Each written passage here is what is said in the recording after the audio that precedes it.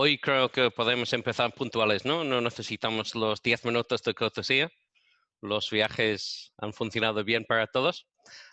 Gracias a todos por vuestro tiempo. Sobre todo al embajador Hugh Elliott. Gracias por estar aquí con nosotros hoy, Hugh. Pero en tu casa se sigue cocinando como antes, o sea, tú tienes tropecientos croissants y estás comiendo para todos. Esperaba a delivery this morning, actually, from the chamber, Chris. I was disappointed when it didn't come. Bien, lo que me gusta de hacer eventos contigo así es que medimos lo mismo, ¿no? Somos de la misma altura en los webinars. A todos, gracias por vuestro tiempo. El formato será interactivo. Os tenemos en mute automáticamente en estos momentos para que no haya demasiado ruido de fondo.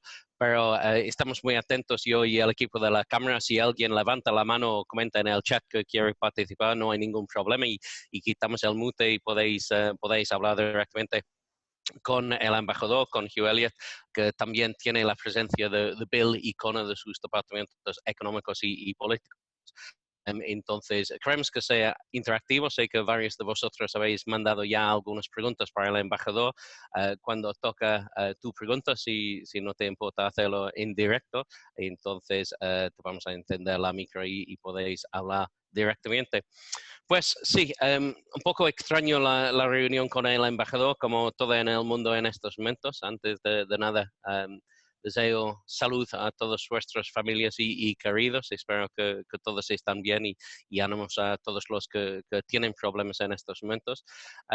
Desde la Cámara de Comercio Británica hemos adaptado, hemos hecho 4 eventos la semana pasada, tenemos 10 otros eventos planificados. Incluyendo un evento económico con AFI, y lo que nos ha parecido interesante utilizando nuestras relaciones con la Cámara de Comercio Británica. Tenemos 2 eventos con las cámaras de comercio de China y de Corea del Sur, para dar una visión de la bola de cristal del futuro. If we remember, we will speak in both languages today.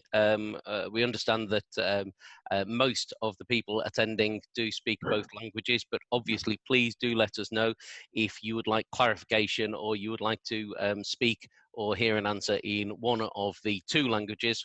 We'll just stick to 2 today, Hugh. If anyone would like an answer in particularly English or Spanish or repetition or translation, that is absolutely fine as well. Before we start, just a final word to thank Ava and the team at the Chamber for their dedication as ever, but this has been challenging for a small organisation in funds and staffing that represents a long and important history and important support for over 300 companies. I think they have been absolutely fantastic. As you all know, we are soon to have elections. We are in the middle of elections. We will see a new governing council within the next couple of weeks. So please do give your support to the candidates. Choose carefully, choose wisely, and I know that you will all be in good hands for the coming 2 years. But please do get involved both in the elections and subsequently. So, Hugh, if we can kick off. First of all, congratulations on wearing a tie. You're the first person that I've seen wearing a tie in a webinar. But I have been fascinated that some people are literally wearing pajamas, which I think is a bit more extreme. So I appreciate your caution.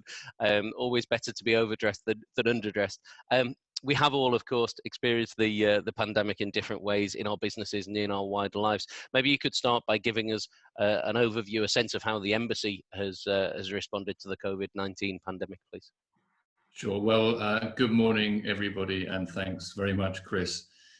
It's nice to be with everybody virtually in these, as you say, slightly strange, but less and less strange, no? Because this is happening more and more. We're doing this more and more often, and it's becoming more and more normal. And who'd have guessed, that this was all completely possible? And one of the things from this that we're all going to be taking away, I think, is that things that we thought were inconceivable and just wouldn't work actually can and do. And maybe they're not perfect, but there are different ways of going about things. So there's a lot of innovation that I think that this whole process will drive. But above all, as you said, Chris, it is this is all it's all very personal, isn't it? It's this is a massive human tragedy on by any measure. And we're all facing it at slightly different points on the famous curves that we all track. And the UK, I suppose, is a little bit behind Spain, but the curve looks very similar. And we can come on to all of this, but the measures, both health-wise and economic-wise, look very similar, not identical, but very similar in many ways too.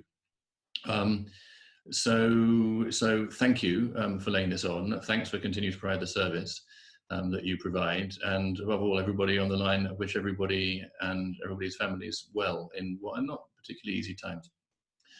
For the embassy, to your question, it was for the embassy and the consular network, because of course we have 8 consulates around the country. To be honest, our first response, we had a slight early warning in a sense of this in terms of our own work, because we were caught up, if you remember back in the days, years and years and years ago, it feels, but actually it was just about 6 weeks, when there was an outbreak in a hotel in Tenerife, and over 200 British citizens were affected by that. And we were very, very heavily involved in the process of getting those British citizens home, which gave us a whole series of early discussions about the outbreak.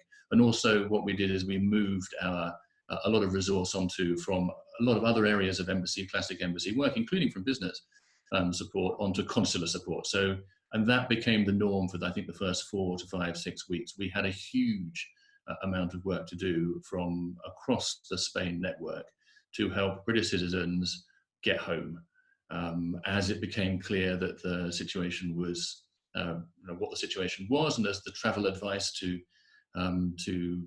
British citizens, just like to Spanish citizens abroad, evolved. Our job was to try to help British citizens get home, and so that became pretty much a whole of network effort, because Spain is the most popular destination in the world for British visitors, with good reason.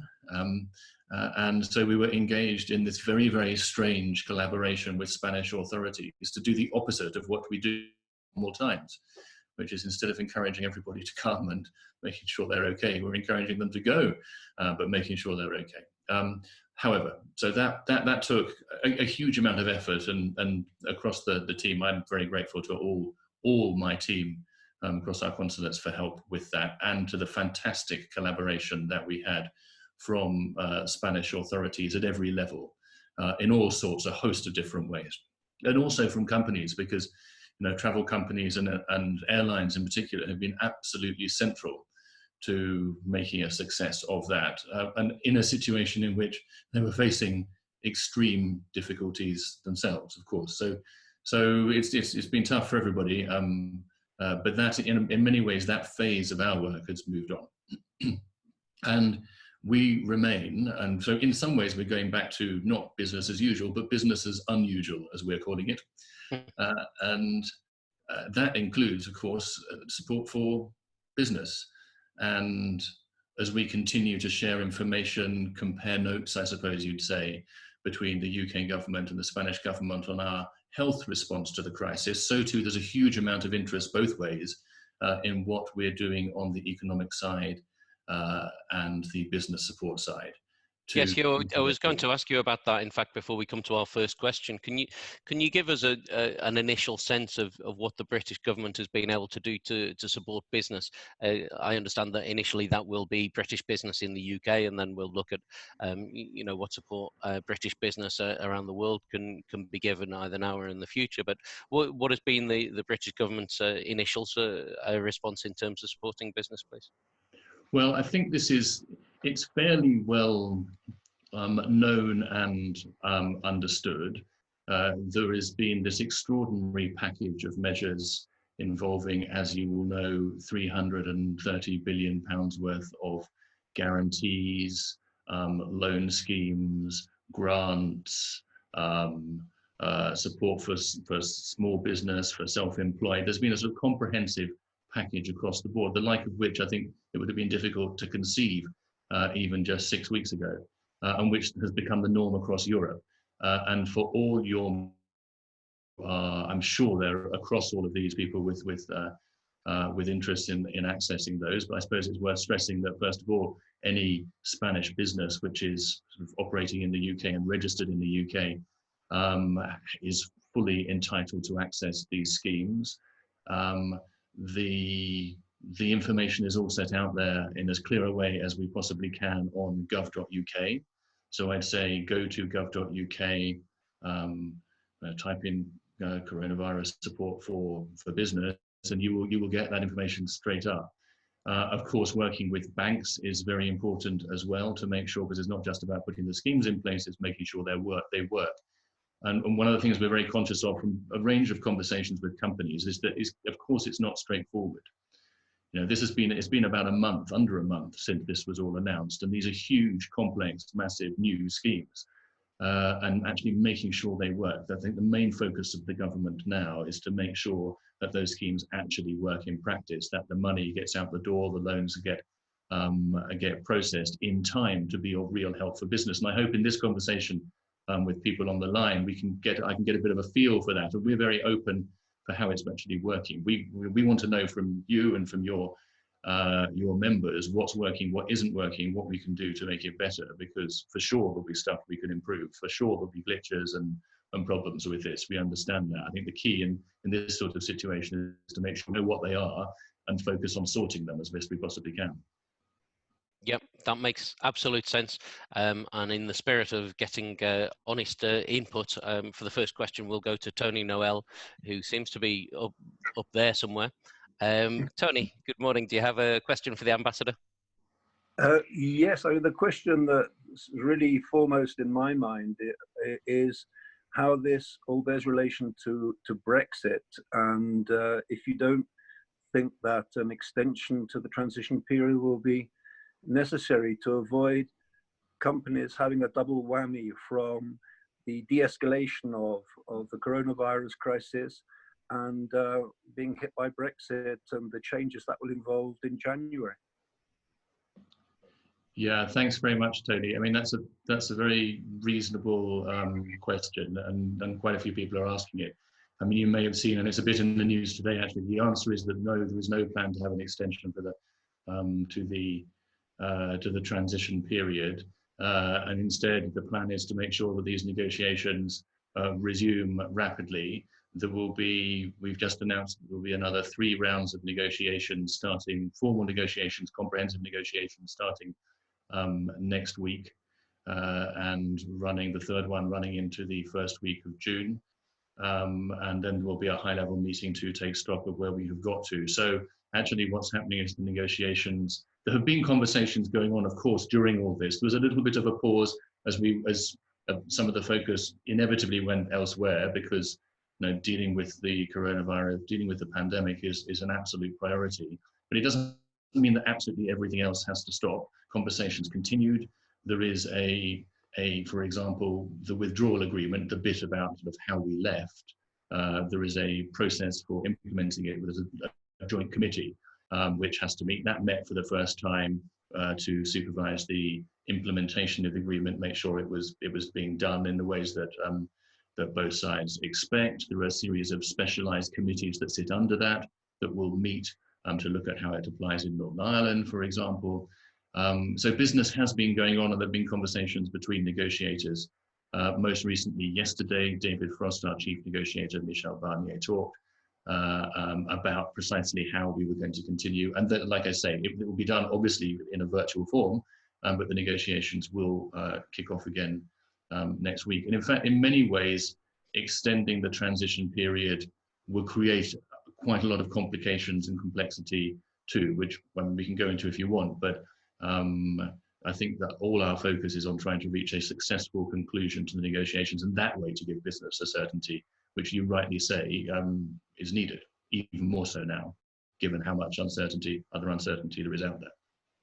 I absolutely appreciate that response, Ambassador, and I understand the government's argument there. I think it is a complex issue. I think it is difficult to decide whether it's just best to accept that during times of difficulty, it's better to face all the difficulties together and the complexity, and trust that we can find our path through, and then start hopefully next year with a different agenda and different trading environment. I must admit, a lot of our members are also saying that they would prefer not to have two crises to deal with at the same time, or certainly disruptive changes to their business models. And that, as you know, we've always from the Chamber been slightly concerned that a transition period does need time and knowing what we're going to transition to. So the idea of having a different business environment from the 1st of January, even if the negotiations can successfully take place virtually over the next few months, considering the market conditions that we expect and the lack of time to prepare, I think we are, I hope I speak for all the members, we are hoping that the British government changes strategy and does decide to give us more time to prepare, but we will accept whatever decision the government makes and adapt accordingly. Speaking about the government again, but coming back onto the direct response to the coronavirus, and I think again it's one of the things I respect a lot about you, Ambassador, is you do speak honestly. There has been criticism in the media, certainly, of the British government's response to coronavirus. There has been talk about whether there was a strategy focusing on herd immunity. There have been discussions about whether the lockdown came too late. And certainly, as we're all living in Spain, I think we're surprised to see that the lockdown isn't as extreme as it is in Spain. Can you give us your view and the government's view on the success or the lessons learned from the strategies implemented around COVID-19, please? Yeah, that's again, excellent question. I think, and this matters because this is about people's lives, really. To be honest, I've been quite sort of disappointed by the way in which, not necessarily surprised, I've been here long enough, but quite disappointed in the way in which this has been sort of played out in the media in Spain. So the UK government has done everything it can to take the right measures at the right time, in the right way, on the best possible advice. And in that way, I think there is absolutely no exception between the British government and the Spanish government and sort of a whole host of other governments. Everybody is trying to do the right thing here. Have we been successful? Well, I think it's far too soon to say what success actually looks like in this. Situations in different countries, different cultures, different systems are different, and the response has to be tailored to the situation and the realities in each country to a degree. What excellence looks like in combating a global pandemic is not something where there is a whole host of recent examples to look at and say, well, what's the playbook for this, and to be able to judge at this stage whether it's been right or wrong. And I'm quite sure that we won't have got everything right in all of this. One thing you can know for sure is that no country will have got everything right in this. That is just the nature of dealing with such a huge, complex beast of a problem. But I do think that the way that there has been a slight caricature of the British government's position, as though somehow the government didn't care or was sort of being flippant in some way with people's, its core business, which is to keep its citizens safe. And that is absolutely not the case. I mean, the primary objective of the government has been to stem the spread of the virus, control it, to protect the NHS and allow it to do its job and take care of those who sadly do get ill and seriously ill, to do that by ensuring people stay at home, which is, so whether it's stay home, o sea, el lema es igual en los dos países, ¿no? And the measures that have been taken are very, very similar. Now, I can't tell you whether the fact that you can go out once a day to take exercise in the UK and you cannot do that in Spain, I can't tell you which is going to be right or wrong. I think only time will tell about that. But those are minor differences in a reaction which has been remarkably consistent, I think, across the piece in many, many countries.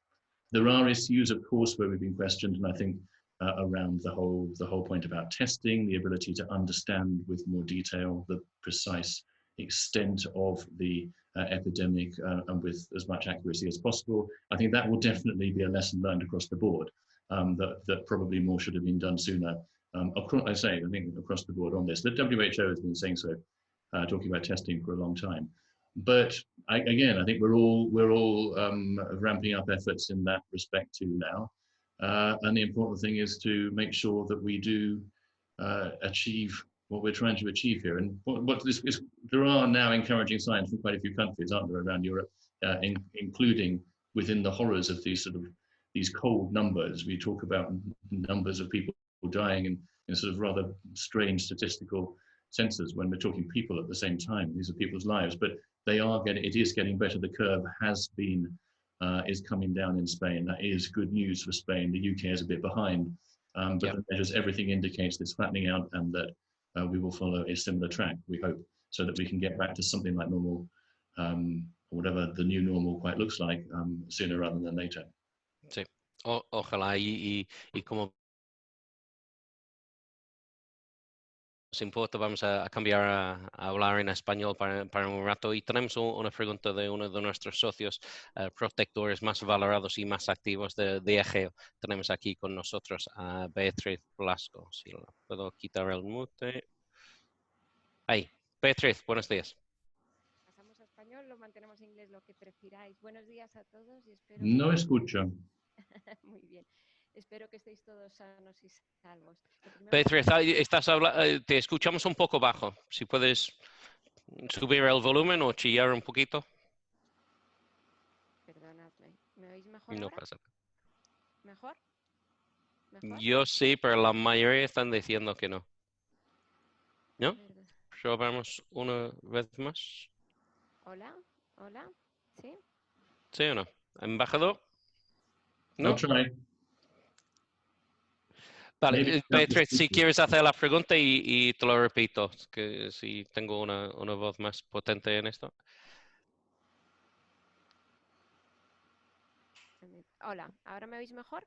¿O hago la pregunta? Lo primero, agradecer al embajador y a la Cámara, porque creo que la conectividad y la comunicación es más importante hoy que nunca. Tendría dos preguntas para el embajador. Por una parte, en este momento yo creo que todas las grandes compañías, y diría yo en particular, están planteando distintos escenarios para la continuidad de nuestro negocio. Me gustaría entender qué escenarios de vuelta a la normalidad baraja la embajada, y por vuelta a la normalidad, entendiendo que el mundo no va a volver a ser igual nunca, me refiero a que la gente vuelva a la calle, a que las personas podamos volver a los bares, a disfrutar de la vida. Y en el otro sentido, también me gustaría preguntar al embajador, en un momento en que estamos viendo al gobierno español adoptar muchísimas medidas a favor fundamentalmente de la pequeña y mediana empresa, y en un momento también en el que claramente la inversión británica ocupa la posición más relevante respecto a la inversión extranjera en España, sí que me gustaría entender si hay algún tipo de conversación abierta para fomentar el que el gobierno español adopte medidas para la protección de la inversión británica en nuestro país. Muchísimas gracias a todos y un fuerte abrazo. Muchas gracias, Beatriz. Para contestar en primer lugar a la segunda pregunta, la respuesta es no, no estructuralmente. Hay conversaciones ad hoc, por así decirlo, pero creo que es más porque no hemos llegado a hacerlo todavía por tener tantas otras cosas que hacer, que por falta de entendimiento que sea importante y necesario tener ese tipo de conversación. Los dos gobiernos han tenido tantísimas cosas que hacer para manejar la crisis y establecer las medidas adecuadas dentro de sus propios sistemas, que estamos evolucionando hacia un tratamiento más sistemático y más completo de la gama de situaciones a las cuales se enfrentan las empresas. Y es interesante saber que hay, sería interesante saber cuál es el interés específico, qué tipo de cosas se quería hacer, qué tipo de incentivos o qué tipo de apoyo se ve necesario, que no está cubierto por los diferentes esquemas nacionales que se han establecido. Así que es una conversación que hay que seguir y yo sé que hay muchas empresas que ya están en contacto con mis colegas en la embajada, pero vamos a ser específicos. Tell us the problems, tell us the issues, and we will try to have the conversations to make sure we can solve them as best we can. La primera pregunta, la salida de la crisis, es la pregunta para del millón, ¿no? Todos nos estamos haciendo la misma pregunta. Yo creo que desde el punto de vista del gobierno británico no estamos en ese momento todavía. Sabemos, por supuesto, que es imprescindible buscar un exit strategy, según lo llamamos, pero estando como estamos, un poco detrás de España en la evolución de la pandemia, el gran énfasis ahora para nosotros es asegurar que el confinamiento funcione, que la gente cumple con los requisitos del confinamiento y que sea exitosa la estrategia. Eso es el punto número uno.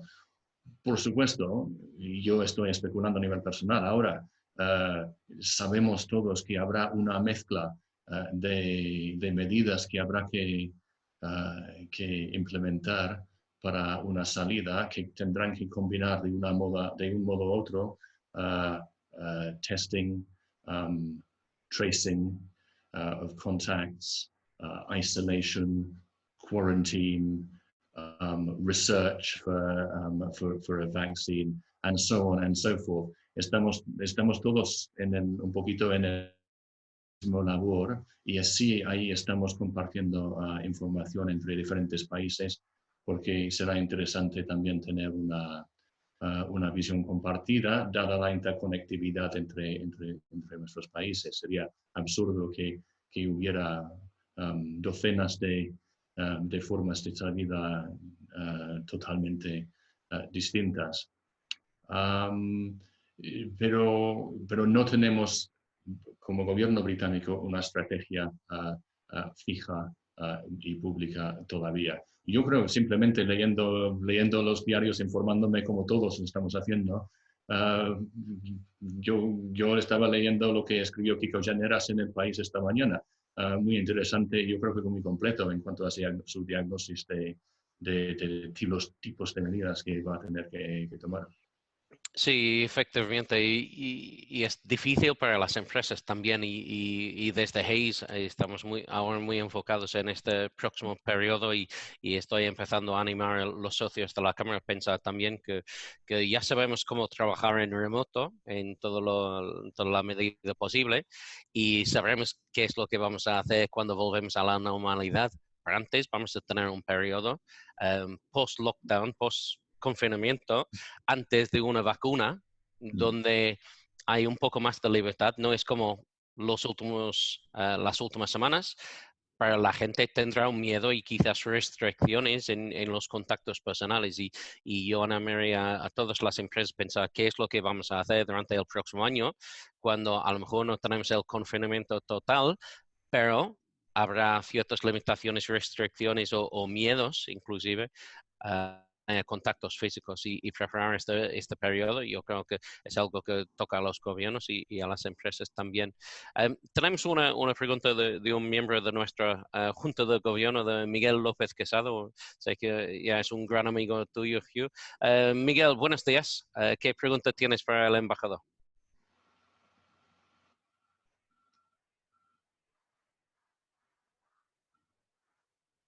Espera, Miguel, no me consta que estás en mute, pero no te escuchamos. A ver. No, Miguel, no te escuchamos.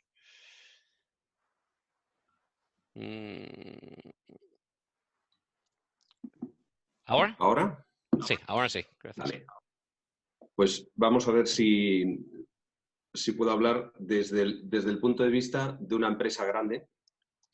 Y lo que yo quería plantear es conozco ya la puesta en marcha del Large Business Interruption Loan Scheme.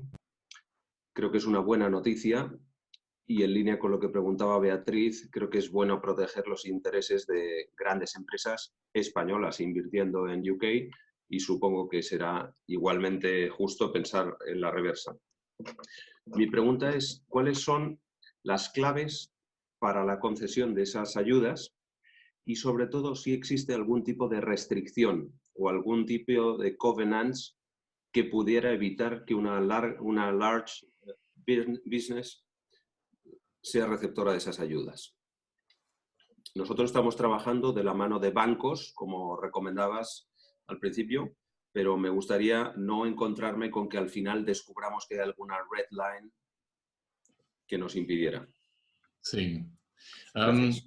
Muchas gracias, Miguel, y un placer volver a verte virtualmente. Me puse la corbata para la ocasión, como has visto. Y de hecho, atarme la corbata esta mañana, pensé que poner la corbata para no olvidarme cómo hacerlo era bastante complicado. La respuesta honesta es que no hay pegas que yo sepa. No hay escollos que yo sepa. Una empresa como Gestamp está perfectamente legitimado para tener acceso al scheme, pero yo no soy experto en los detalles. No sé si mis colegas Connor o Bill quieren intervenir para contestar en algo a la pregunta, pero el objetivo, no, todos estamos con el mismo objetivo aquí, es hacer que esto funcione. No es una de esas cosas en que hay intereses diferentes, los intereses son compartidos. Así que no veo por qué no tenga que funcionar, pero lo que diría es que si se ve o si se perfila cualquier tipo de problema, estar en contacto con nosotros también para ver si podemos facilitar una solución. Eso estamos dispuestos. No sé si Connor o Bill quieren añadir algo. Connor, Bill, tenéis los mutes desconectados, podéis hablar si tenéis. Hola, muy bien. Perdón, Connor, sí. Hi, so I was just going to say, I mean, in relation to both Beatrice's question and Miguel's, two slightly different answers because we've got slightly different levers, both on the investment and the export side. I mean, on the investment side, I would just say, yes, the Spanish have introduced restrictions in terms of investment from non-EU entities, as have many other countries introduced investment restrictions at the minute. I think, you know, the British government perspective is that that's entirely reasonable as long as it is proportionate and time-bound. So we are not engaged in conversation with the Spanish government at this minute in time about reducing that, but our intention is, and we are already as a department, tracking all of these government interventions globally, mapping them and ensuring that in the sort of fullness of time as we step out of the worst part of this crisis, that each of those investment restrictions are stepped back and remain sort of maintain the free flow of capital between countries insofar as is possible. So that's on our radar. It's just not our number one priority at the minute because we understand the rationale for individual countries introducing their own measures. On the export side, on the large business support scheme, as Hugh said, the schemes aren't set up to have red lines or difficulties. We want people to access these schemes. We want companies to get the support that they need in a timely fashion. On the large business support scheme, I think if you have a revenue of between 45 and 500 million, if you are registered in the UK, then you should be able to access those loans. What I will say though is two things. The critical point here is that one, the loans will be delivered through commercial lenders. So it's a question about having that conversation with a bank, and then the UK will underwrite 80% of the risk of that loan. The other question is the loans aren't at rates more favorable than your normal commercial rate. So essentially what these loans are designed to do is to make sure that anyone who needs to access finance but wouldn't be able to because their business would not be successful in seeking a commercial loan at this time as a result of the coronavirus, that they can still access that loan, that the government will underwrite it. So I guess the only three criteria to look out for in that scheme are that your revenue falls within the thresholds, that you are a UK registered business, and that you wouldn't be able to secure the commercial finance in normal terms. But other than that, it should be easy to access. Now, we've had some cases with companies coming to us to say that they've started to have conversations with banks about accessing some of these schemes and have been told that they're not available to non-UK entities. But as you said right at the top, if you are a UK entity and you have an established business in the UK, or sorry, if you're an overseas entity and you have an established business in the UK, then you are as entitled to access these schemes as any UK company. So if anyone on the line does come up against issues like that, come and talk to us and we'll talk to your bank on your behalf. If you come up against any other issues of that type, or you just want some advice around the schemes, please do come and talk to DIT. When Hugh mentioned the piece on gov.uk, what I'll do after the call is I will send Eva the links to all of the schemes online and some overview papers, and I'll get her to circulate them around to socios and to everybody on the line as well, if that helps. That would help. Thank you. Bill?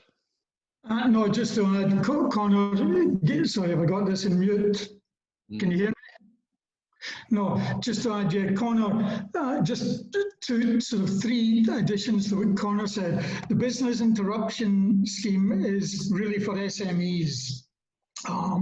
If you're a large company, then you go to the COVID corporate financing facility, which is actually operated by the Bank of England.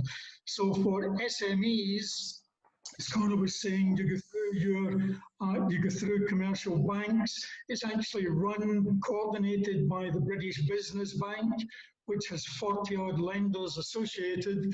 So, really, it should be quite a simple procedure. And because it goes through commercial banks, the business interruption scheme applies to relationships which already exist between the bank and the client. So the government has said, as Connor was saying, that if there are any sort of hiccups with the scheme, we want to hear them. I think the important thing to know is if your loan is, if you're looking for a loan of over 500 million, then you have to access the Bank of England's corporate financing facility, which it seems really is a question of buying commercial paper that companies issue both in primary and secondary markets. Perfecto, muchas gracias, Bill. Tono de KPMG, tú tienes la mano levantada. Adelante. Muchísimas gracias. No sé si se oye bien. Y un placer veros. Sí, efectivamente. Muchas gracias. Lo primero, agradecer a la Cámara y, por supuesto, al embajador por permitir que estemos todos, aunque sea telemáticamente unidos. Que eso se agradece en el día de hoy. Oye, yo solo insistir en un tema que has comentado tú y que las empresas están pues preocupadas, ¿no? Hay una preocupación general de los efectos del COVID y sobre todo en lo que se llama el downside escenario, que es el escenario, digamos, donde las medidas disruptivas continúan en 2021. En el caso de Reino Unido, pues hay muchos análisis sobre pasar. Nosotros incluso en KPMG hemos hecho uno, que en este caso pues hablaría de una caída del PIB no solo en este año significativa, sino también el año que viene. A eso se une pues todo lo que está ocurriendo con las políticas fiscales expansivas, con la solución que se está poniendo en marcha por todos los países a la crisis es primero la política sanitaria, por supuesto, salvar vidas, que eso tiene un impacto positivo también en la economía. En segundo lugar, políticas fiscales muy expansivas, como está haciendo Reino Unido, como está haciendo España. Y ligado a eso, lo que se está pidiendo por parte de España es una política monetaria muy a corto plazo. En el caso de España, miembro de la zona euro, pues lo que estamos pidiendo, no solo España, todos los países, es aparte de todo lo que ya se está pidiendo para la Comisión, es un quantitative easing mucho más abierto y que permita absorber toda la deuda pública que se va a generar con estas políticas fiscales expansivas para evitar un gran problema, que sería que los tipos de interés repunten y eso dañe más la reactivación económica. Entonces, en este entorno, bueno, el Reino Unido podrá llevar a cabo su propio quantitative easing, su propia política monetaria acomodaticia y que absorba la nueva deuda pública que se genere con este tema. Eso por un lado, el entorno macro. Por otro lado, se une un informe que ha sacado en marzo la propia Oficina de Responsabilidad Presupuestaria británica, en la que hablaba que incluso en un entorno positivo donde se llegue a una zona de libre cambio entre las dos partes, ya habría un efecto negativo sobre el PIB que calculan acumuladamente pues, de un 4% en los próximos 15 años. Entonces, teniendo en cuenta este entorno, como tú decías, Chris, pues ya negativo de por sí, macroeconómico, y las negociaciones, aunque haya mucho espíritu de que estas negociaciones empiecen ya, que haya 3 rondas, tal, pero es que no queda mucho tiempo. Siendo realistas, hay muchos temas. Entonces, puede ocurrir un escenario posible, es que se llega a diciembre y que no se haya perfilado todo lo que tenga que perfilarse para llegar a un acuerdo de libre comercio entre las dos partes. En esa hipótesis, que no es tan irreal, es posible. Reino Unido e incluso la propia Unión Europea no estarían dispuestas a buscar algún tipo de solución. No digo... Pero la decisión se tendría que tomar antes de junio, inclusive, ¿no? Sí, pero incluso que no se haya tomado y que luego se haga alguna solución. Es que en la disrupción que podría suponer que no se llegue a ese acuerdo y que Reino Unido quede bajo un régimen como Australia, por ejemplo, del que se está hablando, podría añadir un factor negativo, como decías tú, Chris, a las empresas, que sería muy, muy negativo en este entorno que estamos viendo. Pues, entonces, tu petición al gobierno británico y europeo sería aplazar, tener más tiempo para llegar a un buen acuerdo comercial y luego tener tiempo para transicionarnos. ¿Sería eso? O sea, más que mi petición, humildemente, lo que digo es que si no se hiciera, el shock que se añadiría a las empresas sería muy importante. Ya están viviendo un shock de oferta, un shock de demanda, un shock de liquidez sobre el que se están tomando medidas y un shock de riqueza, ¿no? Lo que se llama el efecto riqueza, de caídas bursátiles generalizadas. Entonces, añadirles otro shock, que es la ruptura de las negociaciones con un Brexit abrupto en un caso australiano, pues yo creo que sería muy negativo. No me atrevo a pedir. No. Sí que a poner sobre la mesa esto. Sí. Sí. No, message received loud and clear, I imagine, Ambassador. I don't know if you want to comment. Sí, por supuesto. Totalmente de acuerdo, no es lo que queramos. En absoluto queremos un acuerdo, pero nuestra respuesta es seguir avanzando y poner mucho énfasis en tener éxito en las negociaciones. De cierto modo, lo que me estás... Aquí toda la invitación es especular sobre si las cosas van mal, haremos algo diferente. Y los gobiernos y los representantes de los gobiernos, lo que decimos siempre es que no vamos a entrar en especulaciones, porque porque queremos evitar la pregunta, pero porque no es la pregunta de hoy. Sé que es una duda, sé que implica un riesgo para las empresas, para los que están escuchando ahora. Por supuesto que implica un riesgo, lo entendemos, pero eso hace más necesario avanzar y avanzar bien con las negociaciones. Por eso, durante todo este periodo se han seguido los contactos entre los equipos negociadores. Hemos estado hablando, Reino Unido y Bruselas. Vamos ya la semana que viene, en pocos días, de reanudar las negociaciones formales. Las informales nunca se pararon realmente. Y se han intercambiado los textos legales entre las dos partes. Esto es una negociación muy concreta, muy real.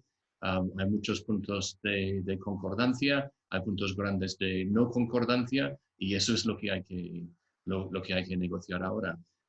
Yo creo que todo en las próximas 6 semanas, todo nuestro esfuerzo va a ir en hacer que esas negociaciones tengan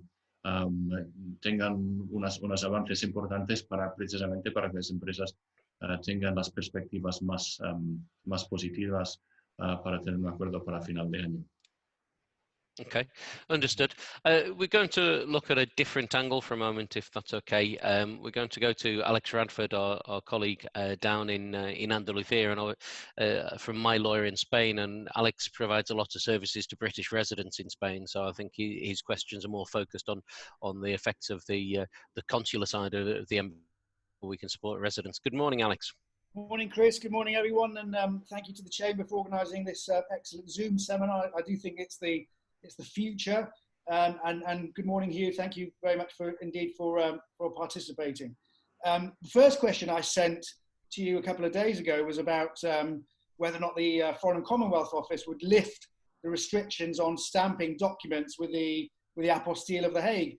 And then later on that day, a client contacted me and said that had in fact been lifted. So, so I thank you very much for your extreme and rapid influence in resolving that. You can always rely on the chamber to do that. So basically, thanks for doing that, Hugh, because basically not having the stamp of the apostille of The Hague was holding up documents not being stamped with that, which was holding up sales here in Spain, powers of attorney, and inheritances that we're dealing with for British people who have inherited property. But my main question was, and it's something we've discussed before, as far as I understand, British people living in Spain have until the end of the end of December of this year to apply for Spanish residency, whereas in the UK, Spaniards applying for settled status have until the 31st of June. And on the basis that governments usually work on a reciprocal basis, wouldn't it be fair for Spain to also extend the residency period for Brits until June of next year, given the crisis we're going through at the moment? Yeah, fair question. And to clarify, yes, the UK, it's for June next year. Yeah, the deadline. So it's a little bit more generous in that sense. So if that became a problem, then that would be something that we would definitely look at talking to the Spanish government about. We have been saying for, a long time now, years literally, that people need to register as resident. I think that the vast majority of people have done so, not everybody. We think that another 8.5 months is time enough to do this. If it looks as though the system is so stretched and the restrictions mean that people can't actually, because of the physical difficulty in doing this right now, if we get towards a couple more months go on and we're looking at it and we're seeing that this could be a problem, then of course we'll talk to the Spanish government about that, about potential for extending it. But right now, we think that A, the vast majority of people have already done it, and B, there should be time left in the year for people comfortably to go through the necessary steps. But that, it's a good question, Alex, because that's exactly the sort of thing that needs to be on our sort of watch list in case the disruption caused by the pandemic is such that we need to shift. So do keep those sorts of flags coming. Yeah. Yeah, we'll do. Thank you for that. And do you have any idea when flights may resume between the UK and Spain? And if the governments, either governments, are talking about quarantine arrangements in place? Well, flights, there are still flights. There aren't many because there aren't many people wanting to fly. And everything that I hear from airlines is actually that the flights are not full, the ones that there are. We had a funny situation in which quite often they're overbooked, but then half empty because people just don't turn up or shift change at the last minute. And of course, there've been a lot of disruptions for people trying to go back who have booked, and then the flights have been cancelled. So it's been tricky, but flights are still going. Some from Madrid, from Barcelona. So maybe you need to take a train and then go back to that. How we will come back to normal, I think that's a very tricky question. It goes back to what we were talking about earlier in the call, what the conditions will be for emerging from the lockdown. And I think it does look as though it's going to be quite gradual.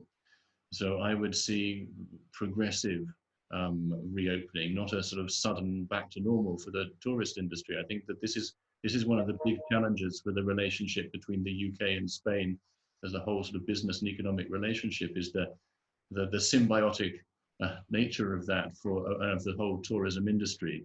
And that's definitely going to be something we're going to have to look at, seeing how very best we can help it, because so many shared interests depend on it. Thank you, Ambassador. If you have the energy, we'll keep going for a bit longer, because I think this is tremendously useful for our members. We'll go next to another member of our governing council who's been very active and useful over the past 2 years, and is standing again. I would highly recommend you vote for him as a member of the governing council, CEO of Sage in Spain, Luis Pardo. Good morning, Luis.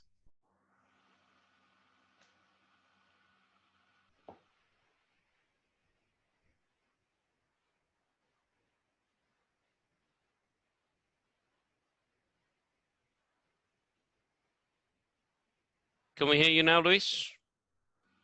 Do you hear me now? That's good. So good morning, everyone. Buenos dias. Good morning, dear ambassador. So I have two questions in one, right? So the first one is around Alok Sharma already announced many measures for British companies, right? How to help really small and medium business. So the first question is, from your point of view, what are those measures? So what will be the impact of those measures? And of course, if there is anything that we're missing here in Spain that we could apply for a small, medium business.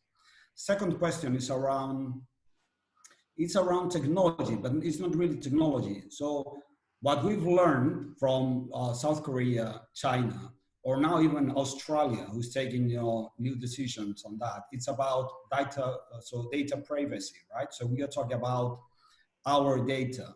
And of course, we will go very soon to a new normal, which we don't know really what it is.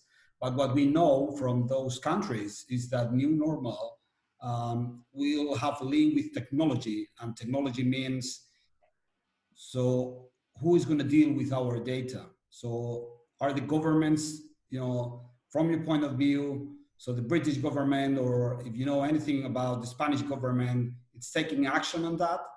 Because I think it's an international decision of if we need to have data, which is public data from all of us. So that means that we can go back to work and that we can, re-energize the economy again. Thanks very much, Luis, and good to see you again. Excuse me, taking your second question first. I assume what you're referring to here is the assumption that we are likely to see the implementation of some form of mobile tracking and tracing of people through the example of there's been a ministerial order introduced in Spain to facilitate, to provide a legal base for this sort of thing to happen under the state of emergency. First of all, there is no, this is talked about as part of a potential exit. As I was saying before, the focus of the UK government right now is on making sure we properly get over the peak of that curve and that the measures are effective. We don't want to start sending mixed messages to people. We don't want people in the UK to start thinking that they can relax, that the measures have been successful. As we know from the experience in Spain, this takes time to be effective. The measures do take time. The lag between an infection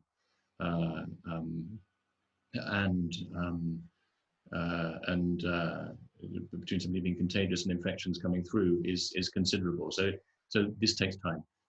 So there isn't a formal position from the UK government on that. I think that it will be one of the big debates here. Is we have seen the difference in social attitudes to data privacy in being absolutely crucial, where there is a relaxed, either an enforced relaxed view on social privacy, such as in China, or a cultural relaxed view about this sort of privacy and data privacy, such as perhaps in South Korea. And maybe it's different in some other countries, and it may be different in Western Europe. I think that we will, and this is personal speculation, but I think that we will have to weigh up as both individuals and governments, the collective benefit of different schemes and systems as part of solutions. And we will have to make sure that where data is used, individual privacy and individual data personal rights are protected to the greatest extent possible. But I think we can all the equation may shift on that. I can see that, the societal equation, what individuals, what the millions of people who make up our societies actually decide is in their best interests may shift. We just don't know. But here I'm doing what I said I wouldn't do, and that is speculating. but it's definitely one to watch. It's definitely one to watch, and I would expect there to be something which we would be talking about officially in the weeks to come. So watch this space, and we will keep you informed. Then on your first question about support to SMEs, of course, there's the business interruption loan scheme, which is support for SMEs. There is the furloughing scheme to support temporary temporary layoffs of employees. There are a series of different measures which you can go to gov.uk and get the precise detail about how to support. There are cash grants for small businesses as well. There are special measures for self-employed. I mean, it's for every sort of company and or small business to have a look and see which is the applicable measure to them, and then try to access that. I think that we're continually looking at this to make sure they work, they're effective. I think this is what we're trying to do, is to make sure we do know this will end. We don't know quite what the exit strategy will be, but we know that this will end, that there will be ways in which we will get on top of the pandemic, and that we will emerge from this. So what we're trying to do is to make sure that insofar as at all possible, the economy in the UK and all the vast number of Spanish business interests that there are in that bounces back as quickly as possible. We're not going to be able to save, as the Chancellor said, every business and every employee, but we're trying to protect as much as we possibly can. And as I say, make sure that then the bounce back is quick. Thank you. I believe we have a next question from Natasha Mayer. Hi there. Can you hear me okay? Okay. Buenos días a todos y mil gracias por organizar el webinar que tenemos esta mañana. I just had a question. Obviously, there's a concern that we're going to have with regards to the movement between both countries, physical movement.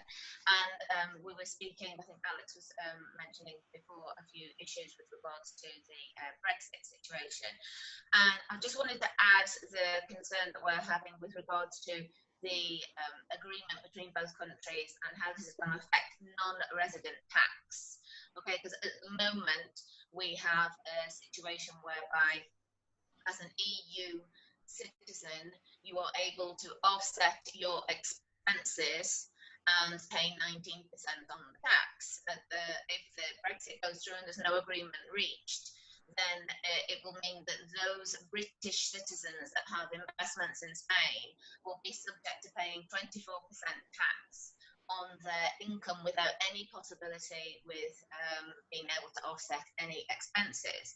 And I just think that that will be a major factor if that goes through as such and we don't reach an agreement with the UK. We're not only going to have the economic impact of COVID, but if the negotiations are going to continue and the transition period is going to end on the 31st of December. You mentioned that there are a few little issues and flags that you were appreciating people were bringing up, and I just wanted to bring that up today, Ambassador. I think that they could take that into consideration and not let that hide behind all the bigger issues that they're having to deal with, because although this might be considered a smaller issue, it is going to have a massive impact on foreign investment in Spain, and also the way the British investors are going to react to that, and especially in the real estate industry, it could have quite a drastic effect. That's what I wanted to just mention. Thank you very much, Natasha. I suppose, I mean, points well registered. So thanks, completely understand that. I'm not an expert on the tax situation, but you expressed that very, very clearly. And that's precisely why we're putting, all our effort into making sure that we get a deal, and that scenario which you described doesn't actually happen. As I said, that is not what we want to happen. The government said it will accept it if it does, but that's not our preferred scenario. We know that reaching an agreement is by far in everybody's interests. So we will just watch this space, I'm afraid. I can't give you any more than that. The concern is registered. And I suspect that as the months go by, there will be more more points that people will raise about this as we go back to the old normal, which is thinking more about well, not about Brexit, because Brexit's already happened, but our future relationship and the negotiations around that. Yeah. Thank you, Hugh. And coming back into the COVID-19 response, Stephen Oakton from B Design Civil Engineers has put a very relevant question. Do you know when the government will announce if the furlough scheme is to be extended beyond 31st of May, please? No, I don't. I'm afraid. The only thing I'd say in the context of this is that when I said early on about the answer to your question, Chris, about sort of how the government's responding, trying to take the right decisions at the right time, that's because that applies to this sort of thing as well. You know, we're looking at the evidence, we're looking at what's happening, we're looking at the time frame moving forward. We can expect today, you know, there are various meetings, there's a COBRA meeting this afternoon that Dominic Raab will be chairing in the Prime Minister's absence as he's still recovering. And we can expect that there will be a continuation of the current lockdown for perhaps 3 weeks more. That's the wide expectation. And I think what we'll do is we'll be looking at what the implications of that would be on the different economic schemes that we put in place. So watch this space. It's been looked at very, very closely. And we'll want to take decisions as soon as we possibly can and get any information out in the public domain. But the straight answer is no, no decision has been taken. Okay, thank you. We have a question about the tax and legal environment from our secretary, Guillermo Vidal of Cuatro Casas. Good morning, Guillermo. Buenos días. Buenos días, good morning, embajador. ¿Me oís? Buenos días, sí, perfectamente. Bueno, la pregunta es muy sencilla. Yo es que me he perdido los primeros minutos por tener un problema de conexión y la pregunta es muy sencilla. ¿Tiene previsto el gobierno británico medidas fiscales para las empresas en plan de reducción de impuestos brutal en tema del impuesto sobre sociedades? I don't, off the top of my head, perdón, yo no sé inmediatamente, personalmente, si hay una respuesta para eso. Para el impuesto sobre sociedades, específicamente es la pregunta. Sí, que no hayan previsto ya el gobierno británico decir, oye, pues mira, durante año y medio, pues no se va a pagar impuestos sobre sociedades, o decirle a las empresas en el Reino Unido, oye, las pérdidas que tuvisteis en ejercicios anteriores, pues las vais a poder compensar ahora y encima os vamos a devolver los impuestos que pagasteis en otros años. Si hay algo previsto. Bill tiene la cámara encendida, no sé si esto indica de qué quiere opinar. No, en principio, Guillermo, que no. O sea, tenemos uno de los tipos realmente más bajos a nivel europeo, están 19%, que con George Osborne el compromiso era llegar a 15% en 4 años, pero esto está paralizado. Ahora mismo está en 19%, que de verdad pensamos que es un tipo a nivel europeo muy competitivo. Muy bien, clarísimo, gracias. Gracias. Y cambiando de tema al tema científico, Soraya Gamonal, nos ha lanzado una pregunta para el embajador. Soraya, te he quitado el mute si quieres hacer la pregunta en directo. Vale, fenomenal. A ver si tengo la cámara también. Ahí ya me veis. Bueno, estoy un poquito todavía. Quería preguntar, buenos días, gracias por el desayuno que estáis ofreciendo. Y me gustaría conocer en qué consiste y cómo se estructura y también si puede ser quiénes los nombran. El apoyo basado en evidencia científica que escuchamos mucho que está recibiendo el gobierno británico a través de su Government Scientific Advisor, que es Sir Patrick Vallance. Y si le consta al embajador que existe algo similar en España. Gracias. Sí, muchas gracias, Soraya. Pues efectivamente el gobierno británico tiene un Chief Scientific Advisor, de hecho, y eso desde hace más de medio siglo, creo, desde los años 60 existe esa figura. También existe la figura de Chief Scientific Advisor de los diferentes ministerios. Y entonces está bastante integrado la consideración de la ciencia en el desarrollo de la política pública, está bastante integrada en tiempos normales en el sistema británico. También para momentos anormales como ahora, el gobierno puede reunir lo que llamamos SAGE, por su sagacia. ¿Sagacia? ¿Eso existe la palabra? Sí. Por ser muy sagaz. SAGE, the Scientific Advisory Group for Emergencies. Y eso es lo que se ha convocado. Ese grupo se reúne todos los días para evaluar, y es un grupo cuya membresía está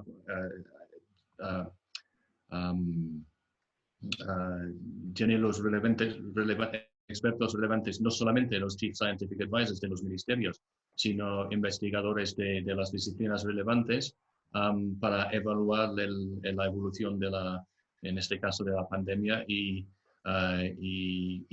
dar consejos sobre cuál puede ser la mejor forma cada día de manejar la respuesta. Y esa es, como digo, ese grupo es un grupo de emergencia que seguirá en vigor hasta que la emergencia se termine. Yo no soy experto en los sistemas españoles, pero me consta que desde el propio Fernando Simón, que es experto, es epidemiólogo, epidemiólogo. Profesional, y a través de la base científica española es muy amplia. Estoy seguro que en España se está consultando del mismo modo, pero no conozco, habrá tal vez otras personas en esta llamada quien sabrá más en más detalle sobre lo que pasa en este país. Pero por eso en las conferencias de prensa, por ejemplo, vemos a Sir Patrick Vallance, who is the Chief Scientific Advisor, que es representante como la voz del resultado de todos esos. Muy bien, gracias, embajador. Estás en la recta final, pero tenemos alguna pregunta interesante más. Ahora vamos a hablar con uno de los inversores españoles más potentes en el Reino Unido. Vamos a hablar con Iberdrola. Tenemos con nosotros Yolanda Mayordomo. Buenos días, Yolanda. Hola, buenos días. Perdonad, pero la cámara no me está funcionando bien. Yo creo que es el exceso de conferencias que estamos teniendo estos días. Bueno, una de mis preguntas ya la ha contestado, embajador. Muchas gracias por estar con nosotros. Ya ha hablado de cuáles serían las consecuencias de no alcanzar un acuerdo sobre el Brexit, con lo cual no me voy a detener mucho más en ese tema. Sí que me gustaría, sin embargo, comentar qué consecuencias cree que puede tener el hecho de que se haya pospuesto en realidad la conferencia, la COP26, que se iba a celebrar en Glasgow. Por una parte, ¿qué consecuencias puede tener respecto a los acuerdos de París? Si le parece que puede suponer que algunos países aprovechen para no cumplir esos acuerdos. Y en segundo lugar, bueno, nosotros pensamos que las inversiones referentes al cambio climático, una economía de transición energética, puede ser un buen apoyo para salir de esta crisis. Sin embargo, si hay un retroceso y se produce por parte de los países un rechazo a cumplir estas medidas, es probable que a esta crisis de coronavirus se añada también una crisis aún mayor que, sin embargo, podría haber sido una oportunidad. Me gustaría conocer cuál es su opinión y si sabe un poco cuál es la postura del gobierno en este sentido. Muchas gracias. Sí, gracias, Yolanda. Muy buena pregunta, porque el hecho de que tengamos una crisis sanitaria y económica no significa que no tengamos una crisis, una emergencia climática a la vez. Eso no desaparece. Y somos muy conscientes de ese hecho. ¿Por qué se ha pospuesto la conferencia de las partes de Glasgow? Pensando que eso es en noviembre, y uno podía imaginar bueno, se podía tener lugar, que para entonces tal vez se puede celebrar una gran conferencia internacional, pues tal vez sí, pero no se podía haber preparado bien. Y como sabemos también de la experiencia de la conferencia de París, la preparación de la conferencia es absolutamente fundamental para el éxito de la COP. Y las reuniones preparativas no se iba a poder celebrar, por ejemplo, pero más que eso, todo el trabajo diplomático global para crear la dinámica constructiva y colaborativa y de cumplimiento cumplimiento ambicioso de los planes nacionales. Y eso se veía muy, muy difícil. Por eso hemos pospuesto la conferencia, pero sigue siendo una gran prioridad. Estamos mirando muy de cerca y consultando ampliamente sobre exactamente cuándo volver a celebrarlo y no quitar la presión en absoluto de cumplir con los acuerdos de París, de tener unos National Action Plans ambiciosos. Pero desde luego estamos pasando unos meses en que ese trabajo se ve un poquito mermado por lo que está pasando. Es una obviedad decir que el hecho de que todos los viajes internacionales se hayan paralizado y que mucho énfasis de los gobiernos está en otro enfoque, en otra prioridad ahora. Esa es una realidad que estamos viviendo, pero no olvidamos eso. Seguimos siendo muy ambiciosos. Estamos de acuerdo de que las industrias como la vuestra son una gran parte de la solución y con la salida de la crisis sanitaria económica, las inversiones van a ser muy, muy importantes. Me alegra saberlo y como sabes, embajador, el gobierno y la embajada tienen todo el apoyo de la Cámara y socios como Iberdrola en la lucha climática. Tenemos una pregunta por teléfono. Tenemos a Juana Suaga de la gran aseguradora británica Lloyds, el CEO a nivel ibérica. Juan, buenos días. Sí, buenos días, Chris. Buenos días, embajador. Espero que todos estéis bien. Embajador, ¿se me escucha bien? Sí, buenos días, Juan. Sí, perfecto. Buenos días. Mira, vamos a ver, te quería comentar, el Lloyds, como sabes, somos un gran mercado asegurador que operamos en todo el mundo. Y nuestra base fundamental de operaciones es Londres, es la City, ¿no? Tenemos una gran sala de suscripción que lleva abierta más de 300 años.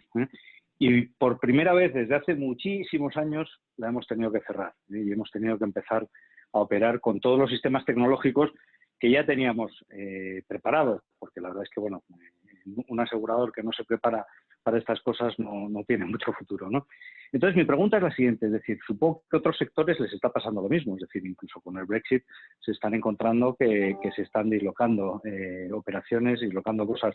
Nosotros hemos demostrado que funcionamos perfectamente sin estar en la sala de suscripción y sin visitar la sala de suscripción, una sala por donde pasan normalmente 5.000 personas, ¿no?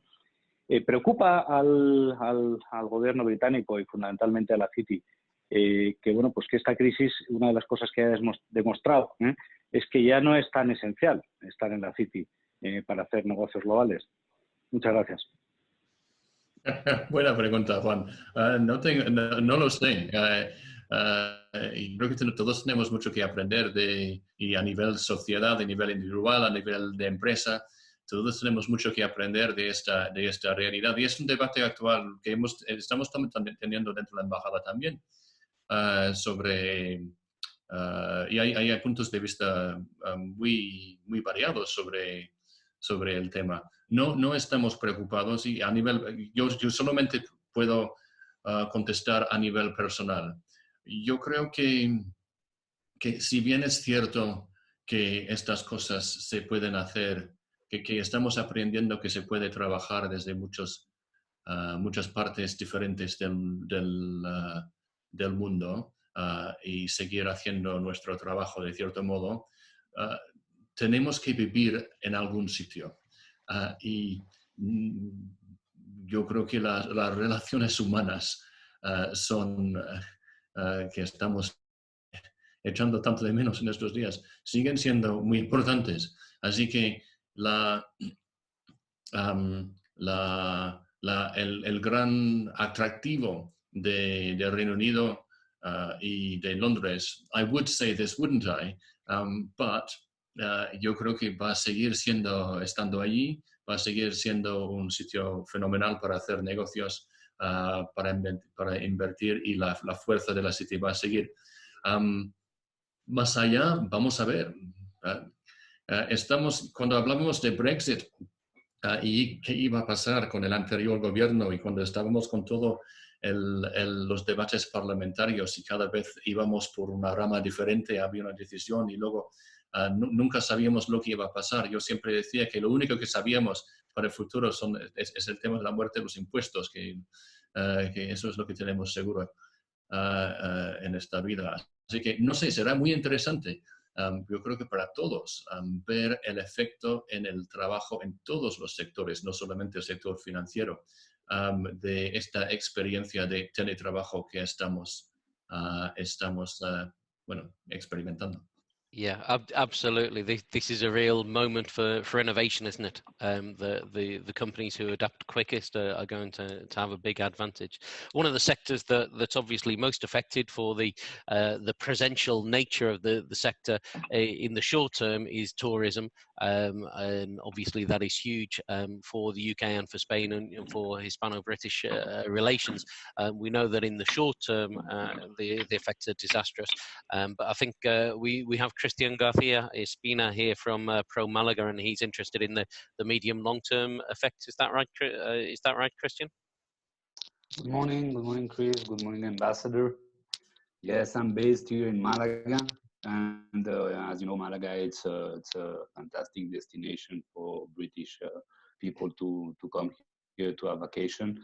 But it's also in the other way around. I think London it's a great destination also for tourists.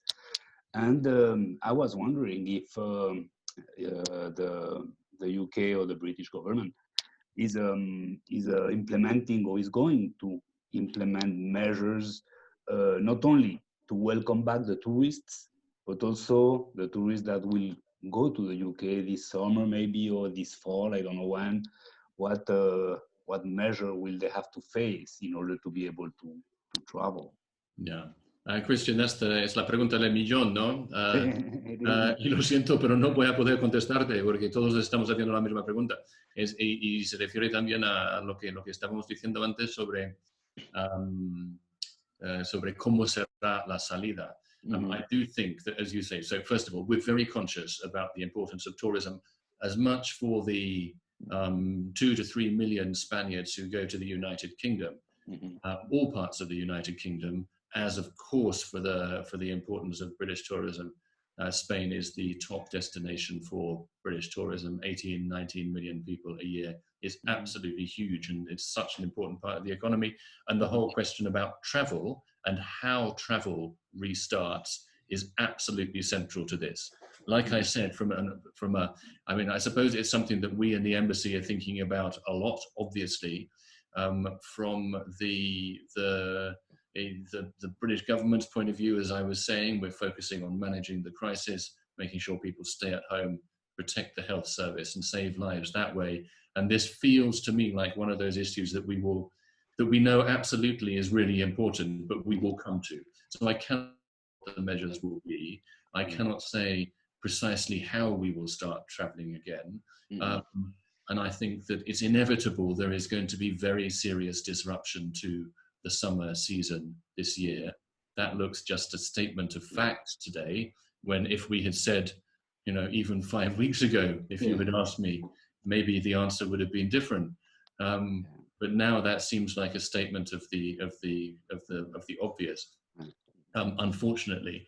So all the effort will be, once we know the sort of conditions that we will have to be implementing to have a successful exit in such a way that we retain control over the pandemic, then we will be able to see precisely how that applies to tourism. I think there will be a mixture of different incentives here, that it's too soon to say they will play out. On the one hand, there will be, I think, a continuing slight fear of travel. We're seeing this in the cruise industry, in particular, as a particularly acute concern.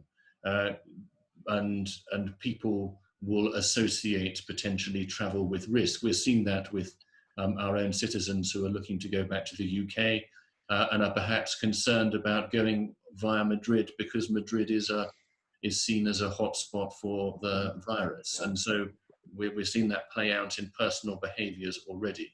On the other hand, two things on the other side. First of all, although it's not been looking much like it in Madrid these days, the sun still shines very bright in Spain, even more so in Malaga. And boy, we will all need a good holiday after this. Yeah, that's really right. That's very true. If I can kind of widen that out, I think one of the thoughts that Christian's question provoked in me was that we're all trying to learn from each other at the moment, Hugh, that this is a new experience for literally everyone on the planet. And obviously there will be challenges, but in terms of how we make the best of those challenges and find the best future, we're all looking for leadership. We're all looking for ideas. We're all trying to find some sense of security about the future. Now my personal feeling is that in terms of how countries have handled the initial contagion, there wasn't enough international collaboration. Everyone didn't learn the lessons from other countries and kind of learn from their own mistakes to some extent. Or certainly I feel I would have liked to see a lot more international collaboration in the medical response to this pandemic, to this emergency. I don't know whether you agree or not, but certainly looking forward, do you feel that in terms of how we reinvigorate sectors and the economy, how we deal with the post-lockdown, pre-vaccine environment, how we move forward, do you think there's a real willingness, certainly from the UK and from Spain, but generally internationally, will we see more collaboration in finding the way forward, or will everyone still be making their own mistakes individually? So, excellent question. I think I don't totally agree with your premise. I think that it clearly wasn't perfect, but there was a lot of collaboration, a lot of information shared in the early stages of this, and the World Health Organization played a very important part in that, where there was, as I say, a great deal of collaboration. Lots of questions being asked around the edge, of course.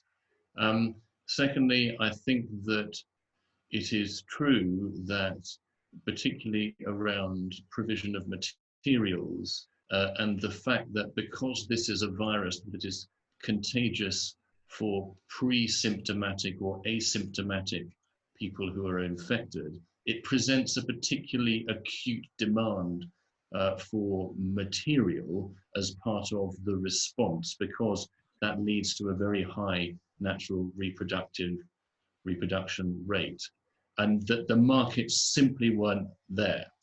So I think we're already seeing a massive market adaptation to meet the new needs as they're emerging. And we are sharing information about that already across governments in all sorts of different ways. But you're quite right, it hasn't been perfect. It's certainly improvable, absolutely. How will it be in the future? I sincerely hope that there will be that sort of collaboration. That is very much our ambition. I think at the moment that's restricted by bandwidth.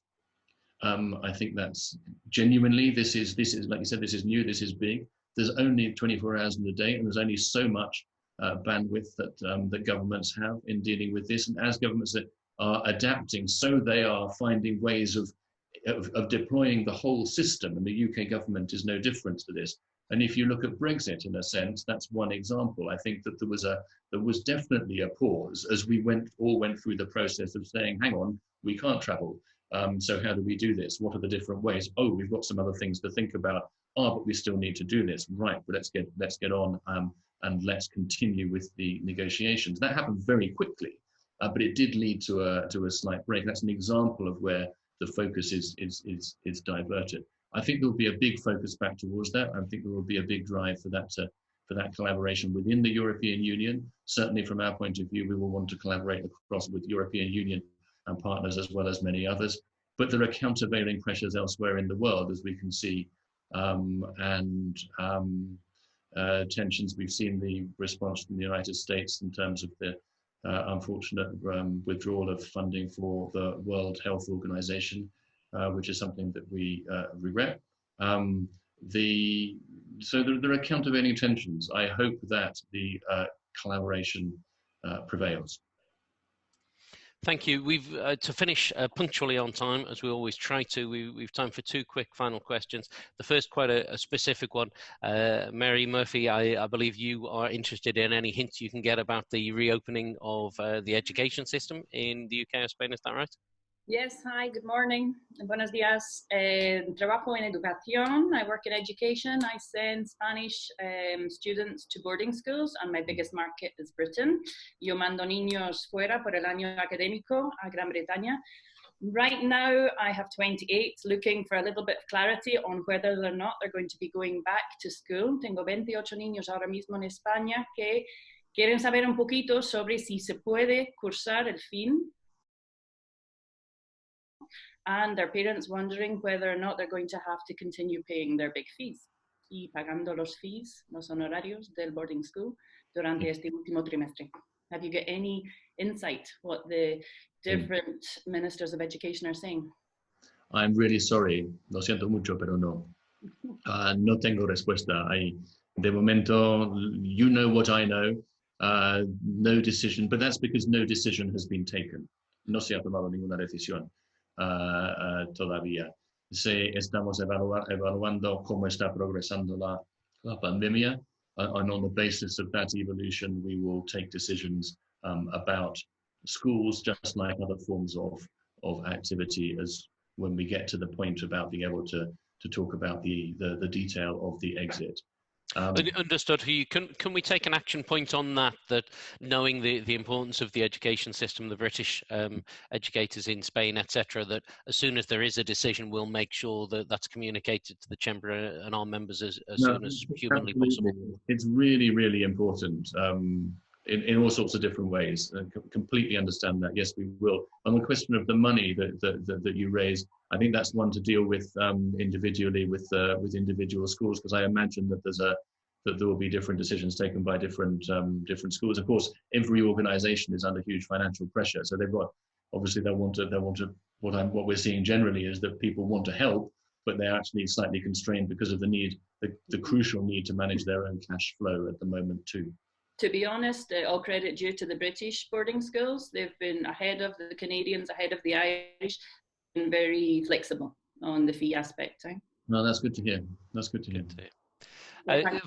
Final question from me, Hugh. If we can start to look beyond the current period, which will inevitably be very difficult and very disruptive, both for family, society and business, but thinking about the rest of your mandate here in Spain, what are your priorities and what are the priorities of the embassy over the coming years? You're asking me to look beyond the end of today. Walk and chew gum. I jest. We're doing a lot of thinking about that in the embassy and in the system. I think because our approach is to accept the uncertainty and to look and to plan within that acceptance, and to look at what different scenarios could involve and what the services that we provide, what good would look like in those different scenarios. Take advantage of some of the things we've been talking about on this call, to look at what skills there are necessary. The whole question about what innovation can come from this is also something that we've created an innovation group within the team to sort of say, right, look, the world has changed fundamentally, folks. Anything goes. There's no such thing as a bad idea in normal times. And right now we need every idea that we possibly can, because we ourselves need to innovate in how we provide services. I can't say at this stage precisely what the different priorities are going to be, but helping business to operate, helping business to overcome these huge difficulties, helping business to succeed in as we emerge from this crisis. But the crisis will, the health aspect of the crisis will diminish and the economic aspect will grow. That's for sure. And so I think just as our focus was very much consular to start with, and we will have more work to do on the question of health collaboration for sure. Helping business is going to be, it's always been very important for me and for our team, as you know, but it's going to be absolutely front and central. Because if we don't get that bounce back that I was talking about and the Chancellor's been talking about, then we're in a bad way. And to get that bounce back, we need to help business. Yes, absolutely. As an answer, I appreciate that, but we will just have to sort of stay in touch. We'll have to, carry on these sorts of conversations. Really keen to get input from your on a regular basis from all your members. We are open for business. Connor, Bill, the whole team. We absolutely want to continue to have the conversations. More so now, given the fact that we don't sort of meet up and have all those casual conversations that we do socially. So all the more important. If you're concerned about stuff, anybody on this call, all your members, please or even if you've got questions that you wouldn't normally want to bother us because you wouldn't think that phoning or writing is worth it. Well, it is now. Feel free. And we're interested in the experience of all your members as well. Thank you very much. Well, thank you very much for your time and all the work that you and your team are doing there at the embassy. Thank you to Connor and Bill as well. Hopefully, we will repeat this experience because I think it's been very useful. To the members, thank you for your time as well. Thank you for your questions, your honesty and your engagement. We do run a regular survey on the experiences that companies are going through at the moment, so please respond to that. Please vote in the elections, and please speak to us regularly about what's happening in your business lives and private lives. We are a community as well. Let's make sure that we do actively stay in touch. This session has been recorded and will be posted on the web. If you have lost any of our accents at any point, you can review it or pass it to your children as their English lessons. I look forward to seeing you very soon. Please do attend the other seminars. Thank you, Hugh, and have a very good day. Safety, salud y abrazos a todos. Igualmente. Thanks, Chris. Thanks, everybody.